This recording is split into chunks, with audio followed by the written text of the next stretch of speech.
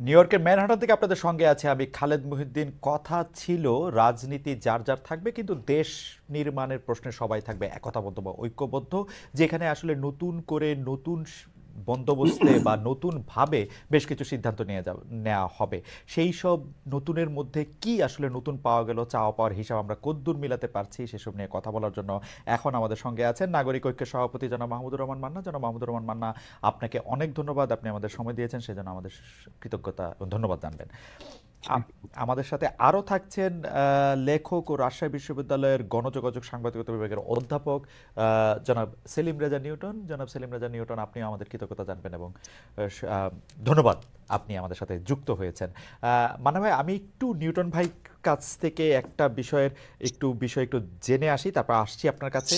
Newton ভাই, আমি আপনার ফেসবুক স্ট্যাটাস পড়ছিলাম, যেখানের মধ্যে আপনি লিখছেন একদিনেরও কম সময় আগে, যেখানে আপনি লিখছেন, শক্ত থাকো অঞ্জন, যেমন থেকেছো চিরকাল, ভালোবাসা যেন, সংহতি যেন, আওয়ামী লীগ ছাড়াও আরও অনেক অদৃশ্য লীগ আছে যারা মানুষের জান ও জবান হরণ করতে চায়, আমাদের লড়াই জারি রাখতে হবে।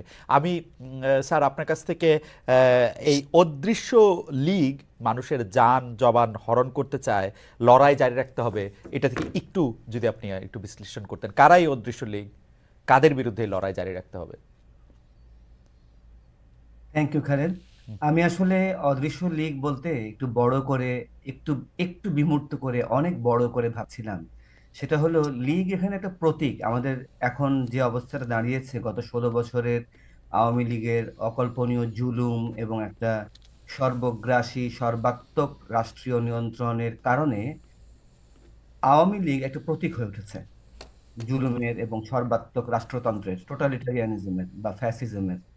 তা কিন্তু আমাদের সমাজের গড়নের মধ্যে, আমাদের রাজনৈতিক দলগুলোর গড়নের মধ্যে, আমাদের বড় বড় যে প্রতিষ্ঠানগুলো আছে, এমনকি আমাদের বিশ্ববিদ্যালয়, আমাদের বিভিন্ন ধর্মীয় প্রতিষ্ঠান, আমাদের বিভিন্ন সাংস্কৃতিক প্রতিষ্ঠান, এই সমস্ত যাবতীয় প্রতিষ্ঠানের যে কাঠামো, সেই কাঠামোর মধ্যেই কিন্তু একটা নিয়ন্ত্রণবাদী, একটা কর্তৃত্বপরায়ণ ঝোঁক আছে।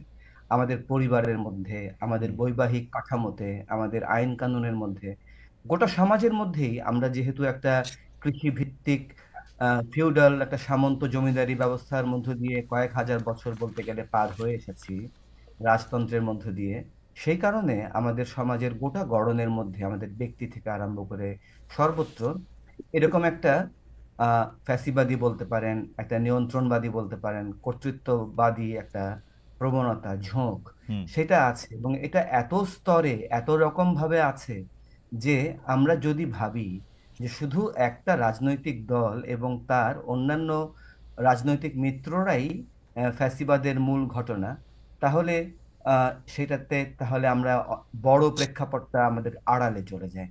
নিঃসন্দেহে আওয়ামী লীগের কৃতিত্ব আছে জুলুমের ক্ষেত্রে, হুম। অত্যাচারের ক্ষেত্রে এবং গোটা রাষ্ট্রকে একটা নষ্ট জায়গায় নিয়ে যাওয়ার ক্ষেত্রে। সেই কৃতিত্ব বা তাদের সেই আহ, দোষকে স্খালন করার, হুম। আড়াল করার কোনো রকমের কোনো উপায় নাই।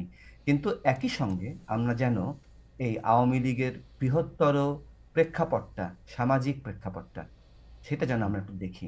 আহ, এই জায়গায় না, বলছিলাম। প্রফেসর নিউটন, আপনি যেহেতু প্রসঙ্গটা তুললেন, সেই জন্য আমি কি একটু আপনার কাছে জানতে চাইতে পারি যে এই নিয়ন্ত্রণবাদী বা কর্তৃত্ববাদী যে শিকড়ের কথা, বা মানে একেবারে আমাদের সাথে মিলেমিশে যাওয়া যে একটা কাঠামো থেকে যাওয়া, এইটার থেকে বের হয়ে আসতে কি এই সরকার সাহায্য করছে, একই জায়গায় থাকছে, নাকি আরেকটু খারাপ করছে, আপনার কি মনে হয়? আমরা একটা ধাপ পেরিয়েছি। হুম। আমাদের কাছে অসম্ভব মনে হচ্ছিল যে যে রাষ্ট্রীয় কাঠামোটা আওয়ামী লীগ এখানে তৈরি করেছিল হুম। দীর্ঘকাল ধরে, যার পেছনে অন্যান্য আরো বৃহত্তর রাজনৈতিক প্রেক্ষাপট আছে, তা আমরা ভাবছিলাম, আমাদের আমাদের চিন্তা আটকে গেছিল। আমরা ভাবছিলাম এখান থেকে আমরা মনে হয় আর কোনোদিনই প্রায় বেরোতে পারবো না, এমন একটা অসম্ভব পরিস্থিতিতে আমরা গিয়ে পড়েছিলাম। সেখান থেকে আমরা এক ধাপ এগোতে পেরেছি। এটা হুম। একটা বিরাট ধাপ। আমরা, ওকে। আমাদের সামনে দরজাটা খুলেছে, ওকে। দরজাগুলো খোলার সম্ভাবনা তৈরি হয়েছে। এখন একটা সরকারের কাছ থেকে 6 বছরেই এই জিনিসটা একদম একটা একটা খুব বেটার জায়গায় চলে যাবে, 6 মাসে। সেরকম কিছু করাটা বাস্তবসম্মত না। জি। জি। এর পেছনে আমাদের শিক্ষাগত কাজ থাকবে, আমাদের অন্যান্য দীর্ঘমেয়াদের অনেক জিনিস চিন্তা করতে হবে। আপনাকে ধন্যবাদ প্রফেসর নিউটন। আমি একটু জানাবো আমাকে যে আসলে এই যে কর্তৃত্ববাদী অবস্থা বা যেটাকে আসলে অনেক ক্ষেত্রে ফেসিবাদী বা নিয়ন্ত্রণের যে একটা প্রতিষ্ঠার একটা জায়গা, যেটা আসলে শেখ হাসিনার 15 বছর 17 বছর শাসনকালে এটা একদম এইটা থেকে মুক্তি পাওয়ার জন্য আমরা এক ধাপ এগিয়েছি কিনা, দরজাগুলি খুলেছে কিনা, মূল প্রশ্নে যাওয়ার আগে আমি একটু আপনার কাছে জানতে চাই। প্রথম বলি, উনি যেটা বলেছেন তার সাথে আমি মোটামুটি ভাবে একমত, কিন্তু আমি মনে করি যে এখানে একটু যোগ করা দরকার। এটা শুধু কর্তৃত্ববাদের সমস্যা না, এটা এক ধরনের চৌর্যবৃত্তি, লুটেরা মানসিকতা, যেরকম করে হোক সম্পদ আহরণ, দেশের স্বার্থের প্রতি কোনো তোয়াক্কা না করা, এই সমস্ত ব্যাপারগুলোই আছে। যেমন ধরেন আওয়ামী লীগ নাই, এখানে লীগটাকে উনি বলেছেন প্রতীকী অর্থে, মানে লীগ মানেই একটা অপশাসন, দুঃশাসন, চুরি, লুটপাট, অলিগার্কি, যেগুলো যেগুলো হয় সবগুলো উনি বলেছেন। তো এইটা কিরকম দেখবেন, ধরেন যখন সরকারটা চলে গেল তারপরে পুলিশ ইজ অলমোস্ট অ্যাবসেন্ট, ধীরে ধীরে পুলিশ আসলো, এখন প্রায় সব জায়গাতেই পুলিশ আছে, কিন্তু কিভাবে আছে? একটা উদাহরণ, যে এরা অলমোস্ট কোনো ডিউটি করে না, এরা হিসাব করে যে এরপরে কে আসতে পারে। এ চলে গেছে, তাহলে বিটা কে, বি কি এসছে, এবং বি আসলে কিরকম বিহেভ করতে পারে, তার সাথে আমি কেমন বিহেভ করব, আমি কি তার একটা পার্টনার হতে পারি, তার শেয়ার হতে পারি, তার স্তাবক হতে পারি। এরকম করে পুরো প্রশাসন আমাদের এইভাবে চামচামি করে করে অভ্যস্ত আছে, এবং এই কালচারটা তো যায়নি। যে লড়াইটা হয়েছে সেই লড়াইয়ের পরে আমরা বলছি যে আমরা একটা গুণগতভাবে উন্নত রাষ্ট্র করব, গণতান্ত্রিক রাষ্ট্র গড়ব, কিন্তু এই গুণগত বিষয়টা তো তাদের মধ্যে একেবারেই কোনো প্রতিক্রিয়া করছে এরকম না আমার মনে হয়। ফলে তারা এই পরিবর্তনের গুণগত দিক কিছুই বোঝে নাই। ব্যুরোক্রেসি আগের মতোই বিহেভ করে, পুলিশও অলমোস্ট আগের মতো বিহেভ করে, আর এদেরকে কন্ট্রোল করবার জন্যে তারা যারা এখন দায়িত্বে আছেন তারাও যে পুরো ব্যাপারটা কতখানি বুঝছেন সেটা কিন্তু বলা মুশকিল, কারণ ল অ্যান্ড অর্ডার সিচুয়েশন আগের চেয়ে খারাপ হয়েছে দেখেছেন, এবং তার সাথে সাথে আরো অনেকগুলো বিষয় হয়েছে, দ্রব্যমূল্য সহ যা যা আছে, এগুলো থেকে এরকম বলা খুবই মুশকিল যে আমরা এক ধাপ এগিয়েছি বা কতখানি এগিয়েছি। তবে এইটা আমি বলবো, গণচেতনার প্রশ্ন যদি বলেন, সেটা আসলে অনেক উন্নয়ন হয়েছে। মানুষ এগুলো ঘৃণা করছে, মানুষ অপছন্দ করছে, এবং বিশেষ করে মানুষ রাজনীতির দিকে দেখছে যে রাজনীতির গুণগত কোনো পরিবর্তন হয়েছে কিনা। যেমন ধরে একটা উদাহরণ বলি, আওয়ামী লীগ চলে যাবার পরপরই 3 দিনের মাথায় বোধহয় বিএনপি তাদের পার্টি অফিসের সামনে বিরাট একটা জনসভা করলো, করে তারা দাবি করলো 3 মাসের মধ্যে নির্বাচন দিতে হবে। বিএনপির কট্টর সমর্থক অনেকটা আমি দেখেছি তারা এটা বিরোধিতা করেছে, একই কথা, এত বছর ধরে লড়াই হলো, এত রক্ত গেল, এই রক্তের দাগটাই শুকায়নি, আমরা কোন দিকে যাব, কিভাবে যাব, সেগুলো করে হিসাব কিতাব ছাড়াই আগে ভোটের কথা আসলো কেন? তার মানে ভোটটাই একমাত্র বিষয় কি? ভোটটা তো দরকার, ঠিক আছে, ভোটটা গণতন্ত্রের জন্য আমাদেরকে নিশ্চয়ই কাজে লাগাতে হবে, এবং এটা ভালো ভোট করতে হবে, কিন্তু তার মানে এই নয় যে ভোট করলেই সব সমস্যার সমাধান হবে। বিএনপি জনগণের এই মানসিকতা বুঝে বললো না 3 মাস আর 6 মাস, মানুষ তাও সাপোর্ট করলো না। পরবর্তীতে তারা বলছে যে এটা 6 মাস না, এটা আমরা যৌক্তিক সময় দেবো সংস্কার করার।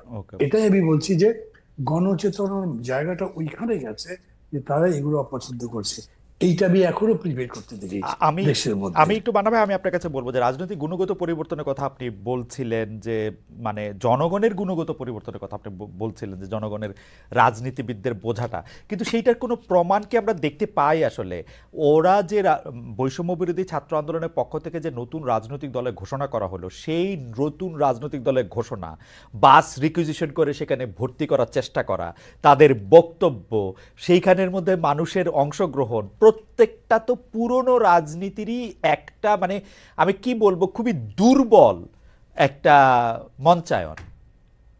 আমি সব মিলেই বলছি, মানে এইটা আমি এখন উদাহরণ হিসেবে বলিনি, কিন্তু এটা একটা প্রমাণ। ধরেন বিএনপির ব্যাপারে যেরকম বললাম, ঠিক একইভাবে বলি, এই ছাত্রদের যে বিশাল ত্যাগ, আন্দোলন করবার ব্যাপারে তাদের যে বড় ভূমিকা, মানুষ কিন্তু তার প্রতি খুবই রেসপেক্টফুল, কিন্তু তারপর তারা এটা পছন্দ করে নেই।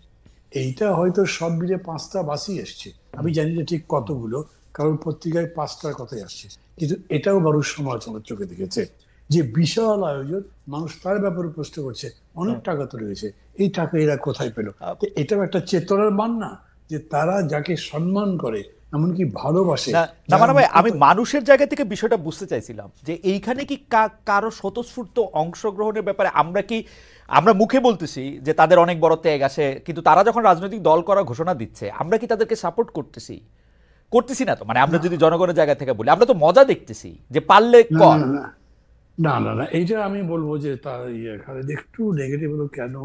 আন্দোলন করবার সময়, এমনকি জীবনদানের সময় মানুষের যে স্বতঃস্ফূর্তটা দেখেছেন, হুম, এখন ওই যেদিন এটা ঘোষণা হলো সেদিন তো ওই রকম পার্টিসিপেশন হয়নি। হুম, লোক বেশ দেখা গেছে, কিন্তু সেটাও অনেকখানি ম্যানিপুলেটেড, কিন্তু ওই রকম করে স্বতঃস্ফূর্ততা মানুষের মধ্যে নাই। তার মানে মানুষের চেতনার কথা আমি বলছি যে ওইটার মধ্যে কিন্তু আপনি ভালো দিকই দেখছেন, হুম, কিন্তু অন্য যারা এইটাকে নিয়ে একটা রাজনীতি গড়ে তোলবার চেষ্টা করছেন, তাদের এই প্রক্রিয়ায় ভুল আছে। 2 নম্বর কথা, হুম। রাজনীতির ন্যারেটিভটা কি আসছে, সেই ন্যারেটিভ কি মানুষদের আকৃষ্ট করেছে? আমি এরকম দেখিনি। ওকে। তাদের যে আমি বক্তব্য। জি। মানে ভাই, আমি একটু প্রফেসর নিউটনের কাছে এটা নিয়ে একটু জানতে চাই যে আপনার কাছে কি মনে হয় যে রাজনীতিতে গুণগত পরিবর্তন এসেছে কিনা, নেরেটিভে মধ্যে মানুষের আগ্রহ আছে কিনা? প্রফেসর নিউটন একটু যদি সংক্ষেপে আমাদের একটু আলোকপাত করতেন। আচ্ছা দেখেন, গুণগত পরিবর্তন এসে গেছে, ঘটে গেছে, এটা এরকম ডিসাইসিভলি কখনোই বলার প্রশ্ন না।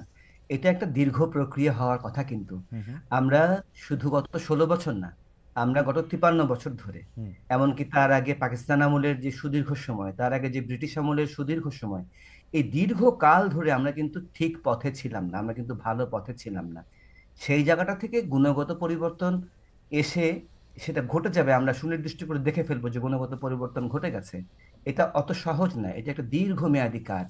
আমার ধারণা, যদি ইলেকশনের টার্মে বলি, তাহলে অনেকগুলো টার্ম ইলেকশন গেলে, 10, 15, 20 বছর, 25 বছর, আমরা যদি মিনিমাম একটা ভালো আহ, পদ্ধতিতে এগোতে পারি, মিনিমাম ভালো পদ্ধতি।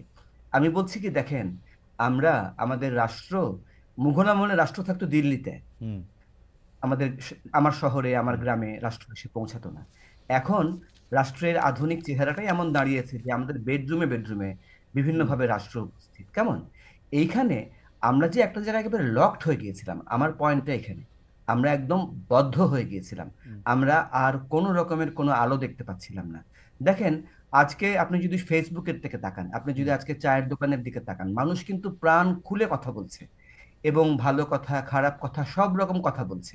এবং খুঁটিনাটি এমন কোনো বিষয় নাই যে বিষয় নিয়ে সমালোচনা বাদ যাচ্ছে।